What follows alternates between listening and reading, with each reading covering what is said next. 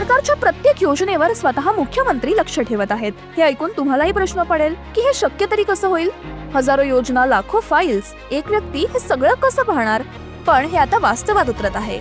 महाराष्ट्रातील प्रत्येक योजनेचे अपडेट, योजनेमध्ये कोणत्या अडचणी येतात, काम कुठे अडतंय, कोणत्या अधिकाऱ्याकडे फाईल थांबलीये, यावर मुख्यमंत्री देवाभाऊ स्वतः लक्ष ठेवणार आहेत.